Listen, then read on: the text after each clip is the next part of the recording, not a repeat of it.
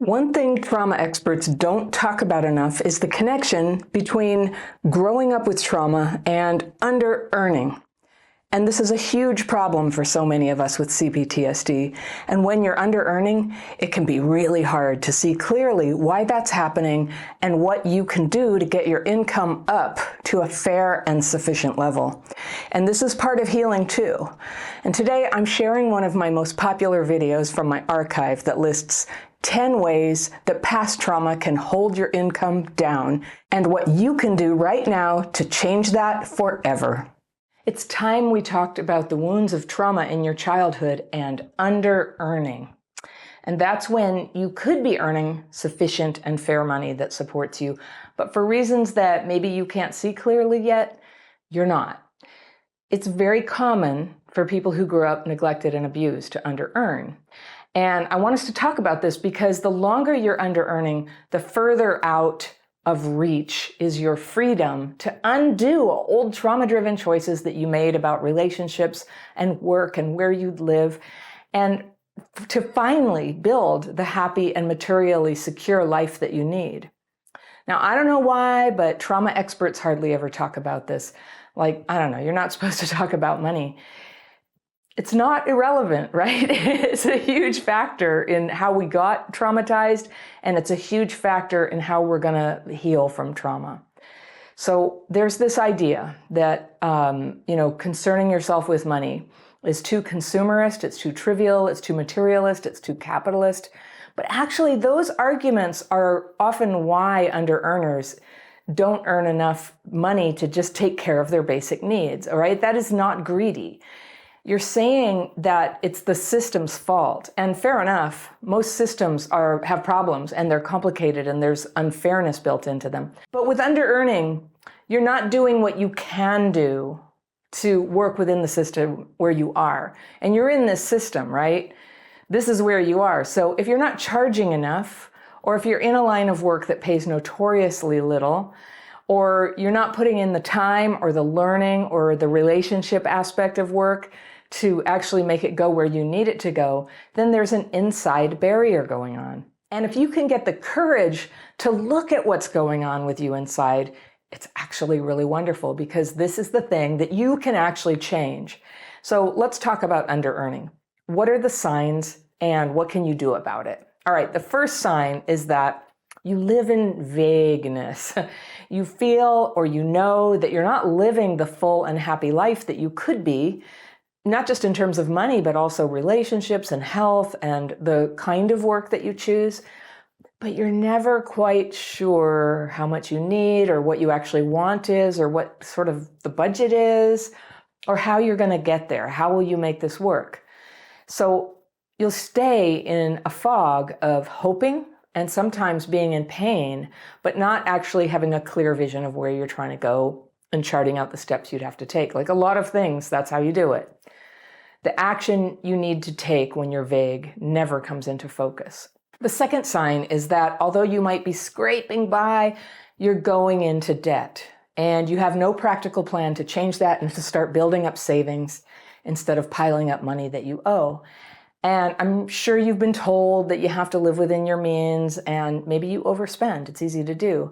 But if you're not earning, bottom line enough to live on, then you're under-earning. And no matter how much you change how much you're spending, if you're not fulfilling what you could be doing there in a way that's wholesome, real, validating for you, honest, then you're still in under-earning. All right, the third sign is you're resentful about the fact that you don't earn enough. You're not necessarily resentful at yourself maybe, but you're resentful at things outside of yourself, your family, your gender, your country, the economic system. And I've been to countries where the system really is stacked against people. But even there, people with a healthy sense of self-care work in that system to make sure their needs are met. And I know some people have illnesses and disabilities that might make self-care impossible. That isn't under-earning. Although there are situations where physical health problems can be part of under-earning, and I'll talk about that in a minute. But sane earning, healthy earning, means you evaluate the limitations out there and the limitations in here, and you find what is going to get your needs met. So another kind of resentment, this is the fourth sign, is that you've decided to make your career a line of work that is well known not to pay well. And instead of doing what it would take to get paid well, being some kind of star in that field, like let's say a novelist, getting a second job or a new line of work would be a way that you could start making more money. Or you could stay there believing that the world should do this thing, but your anger isn't making it happen. So one way or another, either you're going to go in and lobby that novelists get paid, which could take the rest of your life and still not yield any results, or you could find a way to meet your financial needs even as you work on your writing on the side.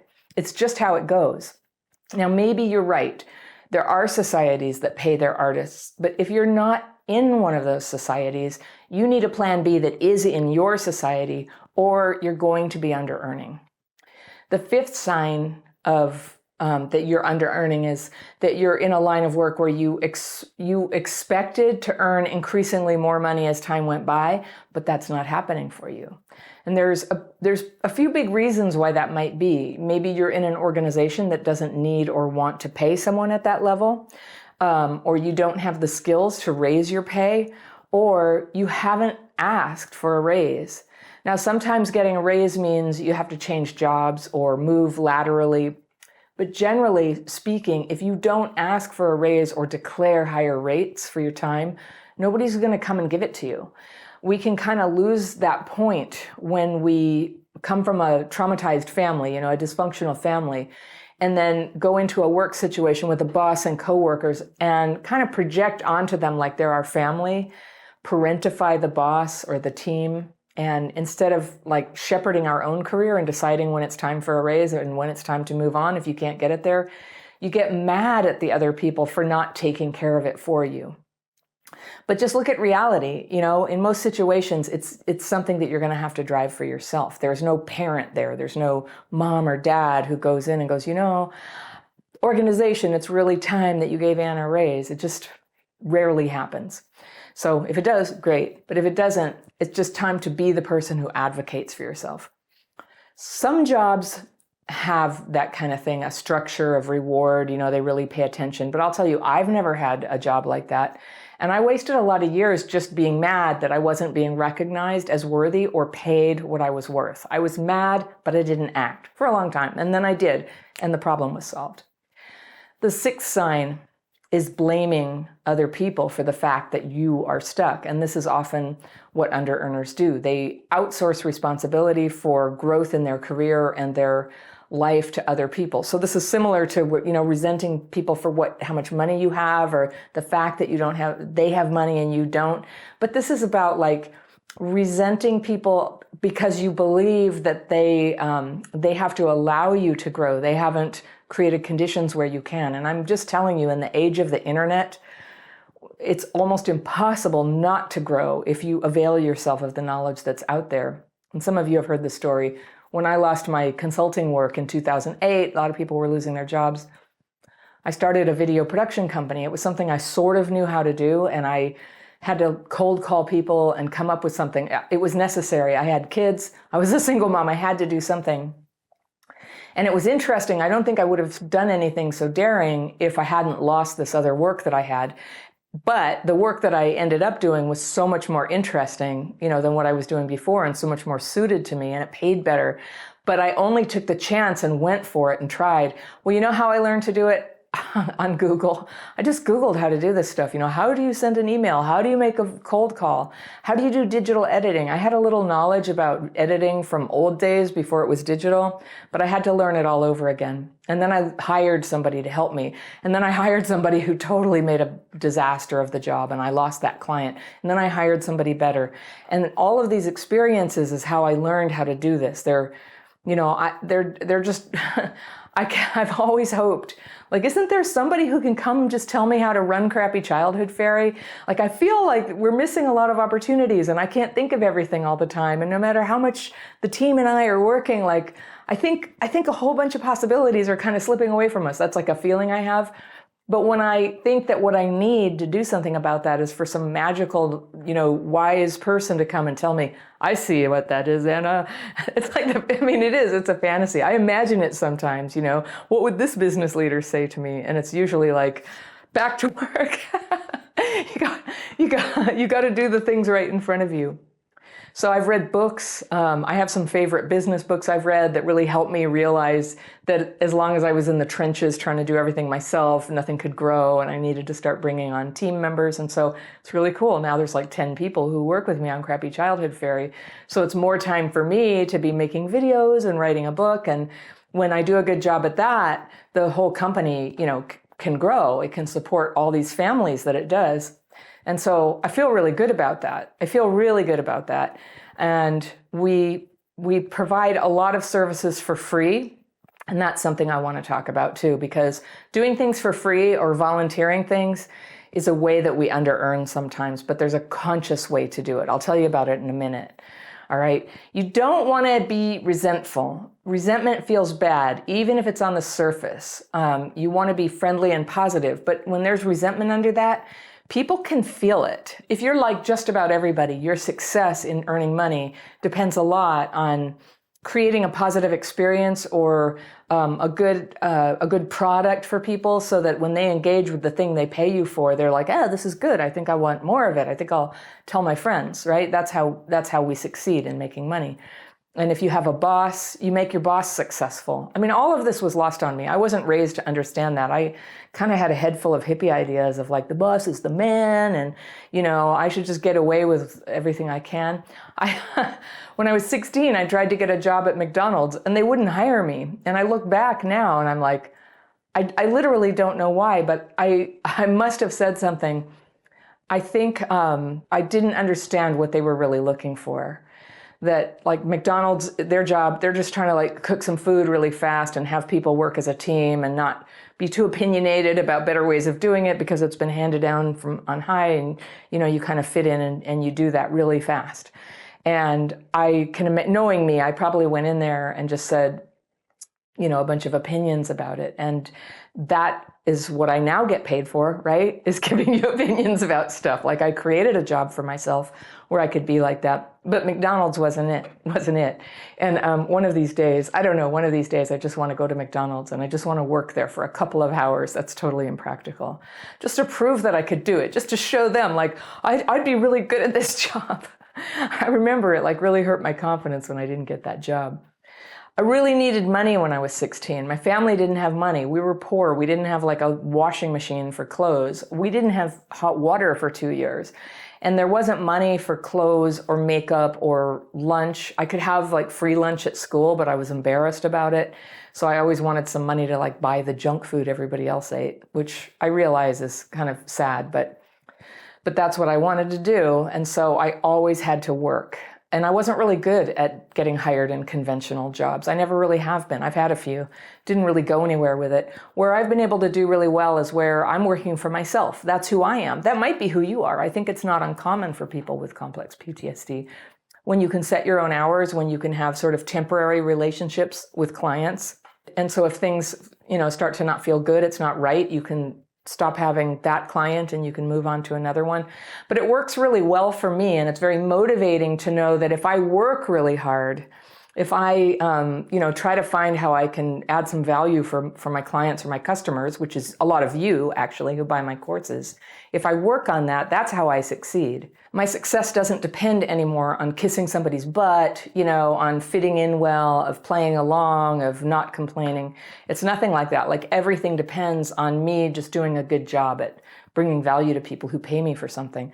And that really works for me. It's clear, it's clean. So I'm just going to put that out there. Number 7 is, this is one of the ways that under-earning, I just see this all the time, and it's not charging enough for your time, right?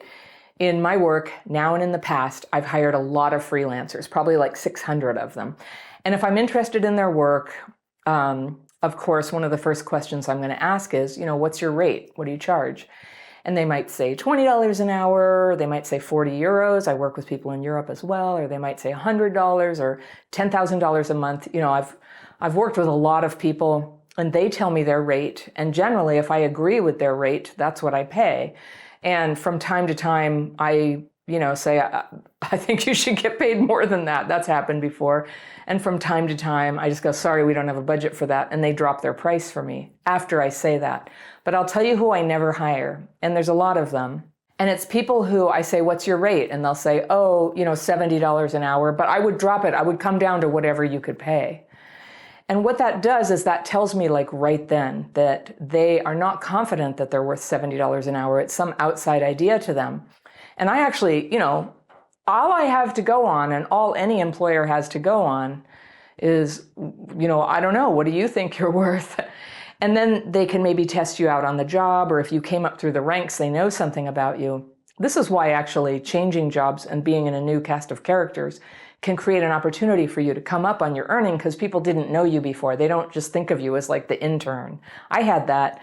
I went to grad school in my early 30s and I did an internship. It was very low paid, but it was paid, but it was very low paid.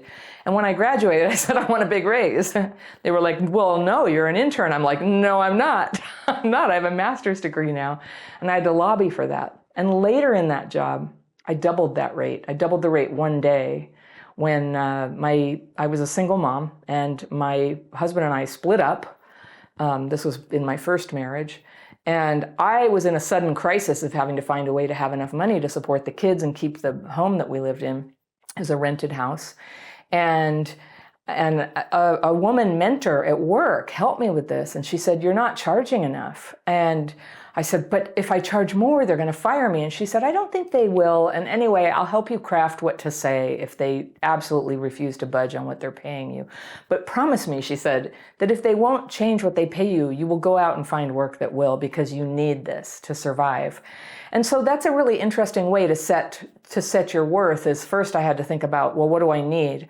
And as a single mom, that was like the dominant thing was I have to have enough to make ends meet. I just have to. And I've got to figure out a way to do that. But it turned out the work I was already doing was worth twice what I was charging. So when I asked the boss who used to think of me as the intern a few years before, when I asked and said, I need to double my rates. And then what happened is I left and took another job for 6 months. And then I came back. They were like, oh, it's so great you're back. And I said, great, I'll come back, but I need twice what you used to pay. And that's how I did it. And I remember like his face was just like, what? He was stricken and shocked. I've had people do this to me too. And, you come up with this decision, well, is it worth it? And, sometimes it's a mental adjustment, but yeah, it's worth it. So he agreed to pay it. And then I had all this like shame and guilt, right? That it's like, I'm charging too much. I'm not worth it. I'm just this schlubby mom. I've always got like food running down my front and I just haven't had a haircut in 2 years. And so I got a haircut. I got glasses, new glasses, ones, those little rectangle ones back in the 2000s that everybody had. I got a nice haircut and I started dressing nicer. And I started showing up to work early and I started doing a really good job so that inside I felt very much worth that new pay rate. And soon everybody accepted it. And soon other people in the organization, I worked for a long time as a contractor, like full-time within an organization. I would work for different departments and so different departments could hire me. And I had more work than I could do after a while. And it was after I raised my rate. Keep in mind that sometimes when you're hiring somebody is trying to hire somebody like you, if you're too lowball with the price you give or the wage you ask for, it communicates to them that you're low level. And so I never advocate like BSing people. I really think integrity and honesty is important. It's really important to match the quality of work that you deliver with the price you're charging. You need to be astute about that. Do some research, talk to people, learn what the fair rate is. And then instead of using resentment or guilt or shame or anything like that, or stuffing it down, you don't use any of those negative things. You work on yourself to be worth a little more and you ask for that rate. And I'm so glad I did that, because the thing is, like, when you ask for a raise, when you get a raise, even if it's a normal sized one, say 10% would be a healthy raise, right? But if you get that 10% raise this year, instead of having it be forgotten until a year from now, your base pay just went to here, and then a year from now it goes here. If you hadn't gotten it, your base pay would be here, and next year your raise would take you here. So every time you kind of keep your foot lightly to the gas of trying to get paid what you're worth, you're not just helping yourself today, you're changing the whole trajectory of your earning potential. Now I'm getting to the stage of life where it's like very clear to me that retirement money is needed. And my life was always in such an emergency, like so many of yours I know, that I was just like, that may be, I realize there's a future and I'm going to need that, but I need every penny I've got right now to get by. And that was where I lived, and it was really hard for me to get out of that cycle of always living in a financial emergency. And I did read a book about finance. That was part of it, but also I got re-regulated. I got neurologically regulated so that all the little choices I made from day to day about, where will I work, or what will I spend, or who will I date, or will I date? And can the kids use hand-me-downs, or do I need to have new stuff? Like all those little decisions that I made, they add up to changing your status in life. And it's funny how they do that. You start doing the little things. I think it was Susie Orman had a book, and she's like, start going to the cheapest gas station, pick up pennies when you find them. And I was like, well, what difference does it make? But I don't know, there's something that changes when you do that. And so I became a penny picker-upper, and I would always tell the kids, oh, look, good luck. If I found a penny heads down, like tails up, I would flip it over and leave it for somebody else. I just had this little ritual. But I was tuning into my intention and my goal to really get on my feet financially. And it wasn't easy. It took a while. There were a lot of ups and downs, but it did go somewhere. And I would like to put in a plug that one of the worst things for your finances is to be in a doomed relationship. A doomed marriage, for example, will take you down and cost you an arm and a leg, adjusting your housing afterwards, having children in a doomed marriage. That's what I did. I knew it was a doomed marriage, but I'm really grateful I had the kids and I was we were doing it. So that's what was happening. But it just wiped me out. It wiped me out financially. And so my mom had raised me with this idea that she's like, oh, marriage is just a piece of paper and it's an old, outdated institution, and a woman needs a man like a fish needs a bicycle. And that was kind of a lot of mental clutter for me, and moral clutter on like, well, what am I really after here? I really did want kids. And so when I decided to go ahead and have a baby, even though the baby's father didn't want to be in my life at that time, eventually he was, and now he still is, but I made that decision to go forward. I really had no idea what I was getting into. And I know a lot of you have been there too. And everybody was just like, cool, very Murphy Brown or whatever. It is really hard. It's really hard to straighten things out financially. And if I had not gone, just full bore on creating a business and always making a decision, this is how much money I need to be okay. Like I live in California, so it's like, it's an economy all by itself. It's like Switzerland or something. You have to make so much money here. And if I moved away, the kids wouldn't be near their dad. So I was always in this dilemma. And there was just no choice. It's like, I'm just going to have to earn more. And I did. So I'm making a very roundabout point, as I like to do sometimes, that I ended up solving this problem by getting online and teaching myself some skills. I had an idea of something I could sell for a high amount of money. The work I had been doing before, even if you go to the top of the hourly rate for consultants, I was in like nonprofit stuff, and it was never going to be enough. It just was never going to be enough, and it was going to be a real goose chase to try to keep getting the next job. And so I needed to have something that paid better. And I needed to change careers, and that's what I did. I just scanned the horizon. This is one of my favorite games, by the way, that, when we're hanging out with friends at my house, if somebody's like, I don't know what I should do, and I'm like, oh, this is my favorite game. I would love to, let's brainstorm what you could do to be, okay, first of all, how much money do you need to be making? And they say this number that sounds impossible. I'm like, okay, here we go. I've got it. And there's a way, and I know like not everybody has the skills, the education, the connections to people, the social grace. There's so many things that can get in the way. I know. I have a whole bunch of those myself. I hate it when people judge me and they're like, you have blonde hair, obviously everything's fine. It's like, no, I was feral. I did not know how to get along with people. I had no idea. I was completely like brainwashed as a kid that jobs are bad and they're always taking advantage of you. That's a big one, okay? Let's talk about this sign. This is a sign of under-earning, and this is part of the resentment one, is this belief that organizations who pay you always have a nefarious motive. And some do, and you shouldn't work for them. You should do your homework and find out, is there a nefarious motive that I'm not okay with? And don't work there. But most things, like if you work at a sandwich shop, or you work at a department store, or you work in a tech company, everybody is kind of like up to the same thing. They're trying to like create value for people that brings in enough money that they can get ahead. Everybody's trying to do that. If you're an owner in something like that, you have to work a lot at the beginning, and you have to, shoulder a lot of responsibility, and you get more money. I looked at that.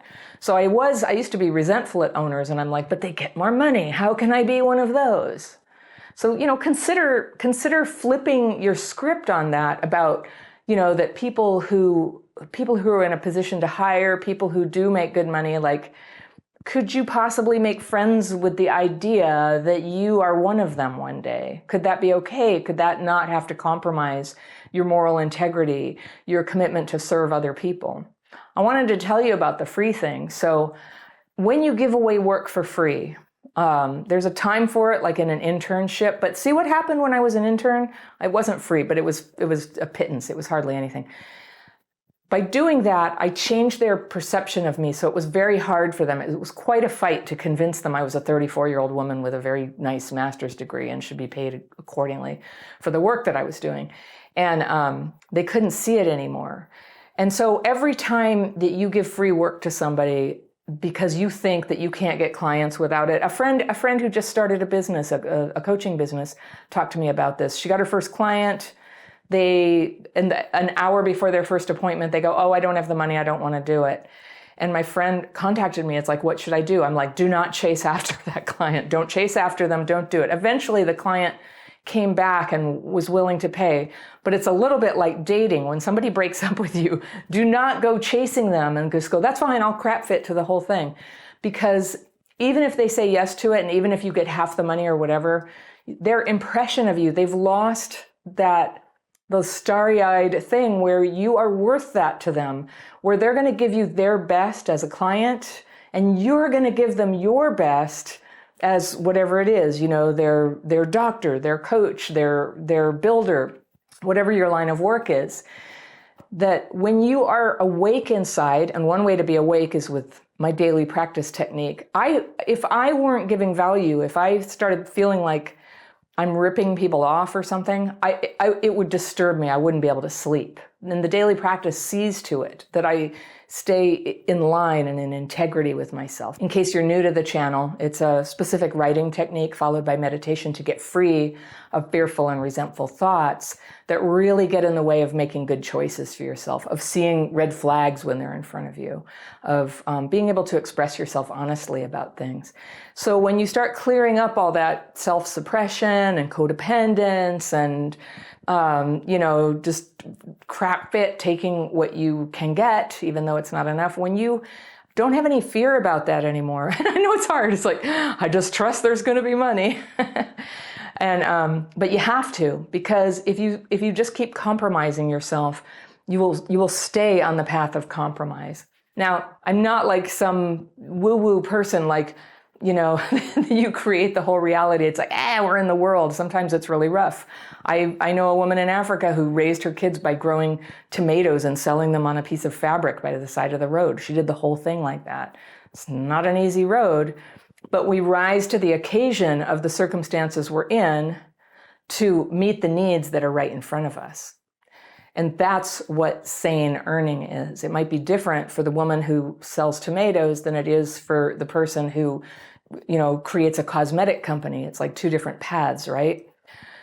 But it's the same thing where you're trying to meet your needs. You're trying to rise to the occasion and use the talents and the gifts that you have. So when you work for free, you sabotage that whole idea of yourself. You're sacrificing doing your best. And I ask you if you've ever done this, because like when I had a video company, people would ask me all the time, will you do a pro bono video? And I would want to say yes, because I think, well, maybe we'll get more work. I never got more work from people we did free videos for. And the kind of videos we were making, these corporate videos, it was like $5,000, $10,000, $15,000 worth of work. And I'd have to pay the team for it. So me doing free work was insane for them. But here's the thing. I can't remember any time I ever did a pro bono job or a deeply discounted one where people's appreciation was in proportion to the donation given. If I had written a check for $10,000, $15,000 to that nonprofit, oh, you bet I'd be invited to the gala at the end of the year. There was no invitation. There was no thank you. They were actually kind of irritated because psychologically they felt like, well, if you're working for free, you must be desperate, and then a little bit I was, I guess. It took me a long time to get a client base. But the jobs I did free were not the ones that did it. And so I'm not saying that's a rule that may have worked for you. Likewise, when you take a job at low pay, well, sometimes you're just in a pinch and you have to take whatever job's available and it's not quite enough, but you have to take it. Then you have to stay committed to keep looking and move on to the job that does meet your needs. And I know when you have trauma, it is so tempting to just like give up trying, to give up pushing yourself, to not do things outside your comfort zone, because it's so triggering. There's going to be a whole bunch of dysregulation, and how are you going to manage it? And if you get dysregulated, you might mess up. And I know how hard it is, but that's what I say, foot lightly to the gas pedal, always kind of pressing forward on this one. I'm trying to get to my right relationship to work. I'm trying to get to my right relationship with money so that I have enough. And it's very important to well-being. Like, see if you can cleanse yourself and release a lot of your negative programming about money and people who have it. There's a lot of that in dysfunctional families. The reason those people are normal is just because their mom had a trust fund and blah, blah, blah. Well, maybe, but also they're normal. They're not like drunk all the time. So my family had a lot of that. They had a lot of judgment about people who didn't have problems of the caliber we did. And, that's exactly what I did when I was in the problem phase of my life. But how I changed and got into the solution phase of my life is I started to become open-minded and open-hearted towards people who were doing okay and see if I could learn a little bit from them. How did you do that? When you set a budget, how much do you allow for this and that? And then I learned some stuff. And I also saw some things that I would never be able to attain too. And that's okay. I know, life isn't fair. And I know there's going to be a chorus of that. Like, Anna, how can you expect me to do my best when the world is so unfair? And it's like, you just kind of have to, right? I haven't succeeded in changing the conditions of the world. Maybe a little bit. I do my part, right? I do my drop in the bucket. I want you to do your drop in the bucket. And for you to do that, you have to come up. You have to step up and start becoming who you are, doing your best, and getting paid what you need. When you don't have enough money, you cannot bring your gifts to bear. You might be able to. I think a few people can. Mother Teresa, right? There's some people, what they are called to do, they can do under any conditions. But let's say, you're a musician, right? You're gonna need an instrument, right? When I had a video production company, I was gonna need the internet. I had to have a laptop. I remember I bought a laptop, it had to be an Apple. I had to be industry standard so people would take me seriously. And I had to get the software. At the time, it was Final Cut. I had to have this stuff, and Final Cut was $800 and the laptop was whatever, $2,000, and I didn't have it. I didn't have anything, and I did it on a credit card, and I was shuttling money from one credit card to the other, to the other, to the other. But I hung in there, and I didn't stay content with just scraping by, and I kept going. And later, in 2014, when I got married, I was out of debt. That was my great accomplishment. I was out of debt. And for a lot of people, that is the dream, to finally be out of debt. I've been in debt all my life, and it felt really good. And then I was able to shift my focus onto the next hurdle, which is, could I start having some savings? And I'm happy to tell you, yes, I have some now. And my husband and I were able to buy a house, which we didn't have a house. We've been renting a house all this time. We've been married 10 years. And we're super duper focused. We're super focused. And so when I really needed somebody to run the marketing here, he stepped in. We are being practical here. He's doing a great job, by the way. When you get emails and things from us, he's running all the automation and making sure that happens and bringing in the designer and the writer and all the people who do that. And we have this beautiful team that works together. And I think about this sometimes when I'm going to bed at night. I think about how grateful I am that the work we do together not only brings healing into the world and something positive into the internet, but it also supports all these families and couples and individuals who work here. And that's a really good thing to do. I feel good about that. So I just, I want to go in depth about, I'm inviting you to change any animosity you have to people who have money and start opening up to all the reasons why that is a good thing. And I remember, so Brendan Burchard, he's one of the people who mentored me in how to do a business like this online. And he always says, no money, no mission. No money, no mission.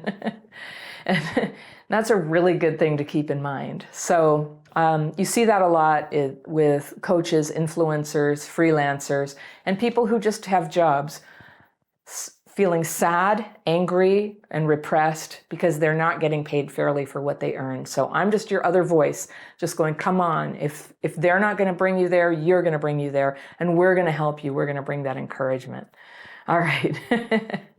The price you set for your work, whether it's a wage or a rate, if you work for yourself, or a project price, it's a boundary. A price is a boundary.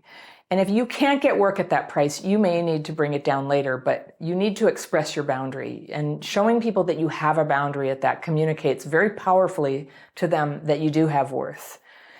Even after you've made a proposal or given a rate, or, people will say, what's your desired salary? Even after you do that, when you've given that, do not bring it back down. Don't undercut yourself. Just say what the number is and do some research so it's reasonable but good, right? Say what the number is. If they balk, if they want to negotiate, consider negotiating, but never ever just say, oh, well, it's $50,000, but I would drop it to, anything at all that you would be willing to pay. Do not do that. That is how you communicate that you don't value your own work. And that's what they're going on. Are you good? It's scary hiring somebody and giving them your money. What if they're not good? So you go by that. You're kind of watching their energy when they communicate to you what their boundary is about money, what their boundary is about hours and time and advancement in those things. So there's no way around stepping up and beginning to own your career path here and being able to advocate for yourself about what's fair and right for you. If you don't set that boundary, you will never find out whether people would have honored it. So the minute you say, I don't know, 50,000 or 30,000, they go, okay, how about 30,000? You're, oh, okay. They would have said 50. So you have to give them a chance to tell you what they would have done. So that's just a little negotiating tip for you. Now, I know not all jobs are totally fluid like that. Like in my company, we have jobs, they pay X, that's what they pay, and if people stayed for a long time and really grew in that, we would certainly be open to raising their pay. We pay very well, I think. But personally, I've always liked working for myself because there's a clear relationship between quality and quantity of work and money. And I find it hard to have somebody else have control over that. I feel like, well, I don't know. I've never been good at getting hired, promoted, or cast in things until I took matters into my own hands and was able to do things. All right, I want to talk about another sign of under-earning. And this one, I don't even think I can name it right, but it's like a block. Under-earners get a big block on growing. Everything that I'm saying, would just be like, no, no, no, no, no. These are all the reasons, no. And it's a compulsion to hold back their power to grow. So maybe if that's you, you're not updating your skills, or you're resisting the technology that everyone else uses, or, and complaining about the technology, like email is so, or you're not dressing the part of someone who solves problems. I was hanging out with somebody who was we were at a party where a potential employer, and my friend really wanted to get this high-level job with them, but hadn't dressed the part. So I didn't say anything, but you got to dress the part, try to look like the person, dress nicely. And I say that in my work, I dress really comfortably. If you're like me, with complex PTSD, sometimes sensory stuff is it's too much to be wearing binding clothes or hot clothes or itchy clothes or anything. So I favor comfort. And I went through the pandemic like everybody. But when you're going to be around people who have the power to make a decision to hire you, look the part, dress cool, find clothes that look good on you. It doesn't matter what size you are. You can do this on a low budget. Put some effort into it. When people are looking to hire, they are looking for someone, in essence, to solve problems for them. So it's hard to keep that in mind sometimes. But when people have a job to fill, they, there's a problem, and they're looking for somebody who will make that problem be not a problem anymore. And so that's what you're trying to do. You're trying to demonstrate, like, I can handle this problem. It's not going to be a problem for you. You can put your trust in me. You can stop worrying about it. So if you have that quality, if you're able to kind of see what would solve the problem and communicate it in a nice way, and don't do it like I used to do, of like, your whole team is totally stupid here. They have to do it this other way. I see how they should do it. I know. Have you done that? Yeah, you can't come off as arrogant. You have to be a team player. You have to honor what other people have done. You have to find a gentle and diplomatic way to come in and suggest a way to do it better. And that's how you can sort of prove that you're a problem solver. So if you can do that, then happily, there's a lot of growth that can happen just by stepping up a little. Those are the types of jobs that grow a lot. So this connects us to the 8th sign of under-earning, and that's that your clothes and your things are cruddy. Now, I said dress the part, but not only that, I'm talking about your furniture, your car, if the door is held on with coat hangers. I know, I grew up poor. I know how these things get this way. But we have to begin, if you're going to start stepping up, you have to begin addressing them, and sometimes you have to make something better before the money is totally here. Not on credit, I'm not one of those people, but you have to start doing your best, like keep the car clean, keep your shoes clean. That's something I did when I was first trying to move up the ladder.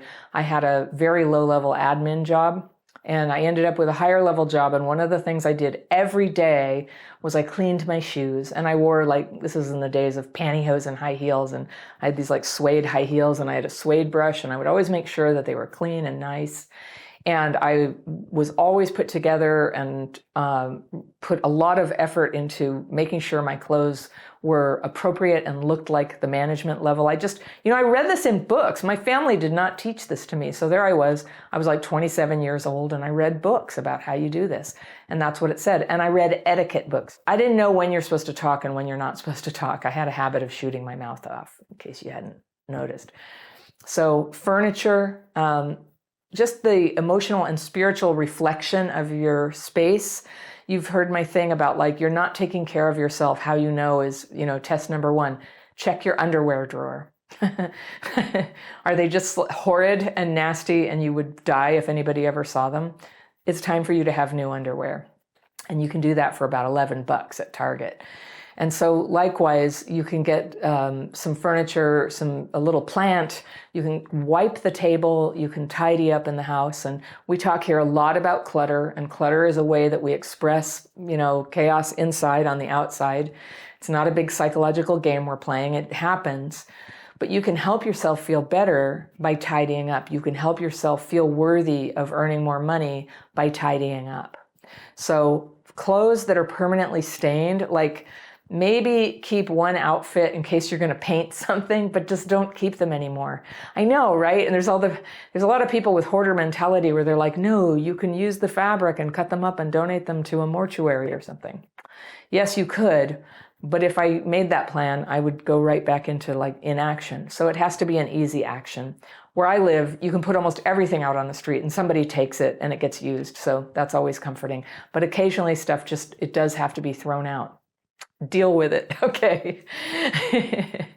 The energy of under-earning leaks into things of your life, and they are, when they're like ucky, dirty, stained, broken, and you don't replace them. Even when you can, you don't, right? Broken appliances, things where you think, maybe I'll be able to fix this electric toothbrush one day. Will you though? How about put a timeline on it? Give yourself a year. If I learn how to fix an electric toothbrush within a year, great. And if not, get rid of it. Have yourself a nice toothbrush. There's little things that you can have that are quite nice. There's some things that I like to have And in the days when I had like no money, I'd like to have something I could put in the bathtub, like a bath with something nice in it. It doesn't even have to be that nice, like a $10 thing, right? Some $10 nice bubble bath or something. And then literally I would pretend that I was in a hotel, like a nice hotel. And another friend of mine does this thing. If you have different routes you could drive when you drive somewhere to work, let's say, where you go over and over, and one of them is through this terrible, like ugly part of town, and one of them is really nice and there's trees and nice things to see. Even though the one that's nice is 5 minutes longer, take that one because it dictates the world you live in. You perceive yourself as being in a nice world where things are functional and good, and there's trees. And next thing you know, it rubs off on the inside. It rubs off on what you can imagine for your life. So at a certain point, your belongings dictate what you can earn. There's a relationship there, a two-way relationship. Obviously, what you earn dictates what can belong to you, but it's two-way. There's times when you might have to get that nice outfit from the thrift shop. There's nothing wrong with a used outfit if it fits you and it's clean and it's pressed and it helps you look the part. All right, 9th sign of under-earning is the misuse of time. And one big form of that is procrastination. Now, you might be someone who works like crazy when the boss needs it, but you can't even put in a couple of hours at the end of the job to proofread your own work. You won't do it for you.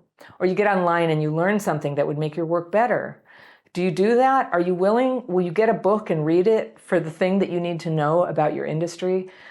Finally, the 10th sign that you're under-earning is you're surrounded by people who haven't paid you what they owe.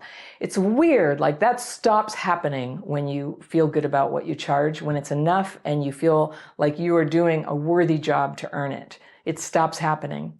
So when I first started freelancing, that's the only thing that ever happened. My very first client ever, I did all this work and I kept saying, I think we need an agreement. I think I need a down payment. And they were like, yeah, soon. Well, this is kind of macabre, but they died. They just abruptly died. They had an ulcer or something. And I got this phone call that they died. And I said, okay, well, I never got the down payment. And they were like, too bad. We didn't sign a contract. I didn't have a leg to stand on. So I learned the hard way. And I started getting very businesslike and having contracts. And now we use DocuSign and we have actual agreements and terms of service. And if you buy a course from us, there's a term of service that tells you what you get and tells you the conditions under which you would get a refund or not. And we feel good about that. We've done a lot of thought about like, what do we think is fair? And everybody has a chance to see it. So maybe if you are not getting paid by people, maybe it's because you didn't set clear expectations. That's what a contract is. That's what a terms of service is. Because you don't like asking for the money. You're uncomfortable asking for the money, or you feel like you have to keep working when they haven't paid on time. Like somehow they can get away with not paying, but you have to people please them by working or they'll get mad. This is where people with CPTSD fall down every time at first. But I'm here to tell you, like, just don't do that. Don't do that. Have your boundaries. Say it in the nicest way. It's like, great, I'll resume work when we get that payment made. Getting paid what you're worth on time in work where you're valued on a path of growth so that you can be materially secure and financially sound, it's going to take all the trauma healing you've got. You need good boundaries. You need to learn to calm the triggers that can so easily make you back down when you work with people or work to advance your career. And most of all, you have to overcome the trauma-driven habit of believing everything difficult is controlled by people other than you. When you're healing trauma, this is the big epiphany, that so much of your experience is under your control. In healing, we learn to take life on life's terms and do our best within the world around us, which isn't always a fair world, I'll give you that, but we work on ourselves. So there's this excellent 12-step program, by the way, called Underearners Anonymous. I haven't been, but I have friends who have, and they love it, and I watched their transformation when they went. It costs nothing, and it's a place where you can work with other people and support each other to heal from under-earning.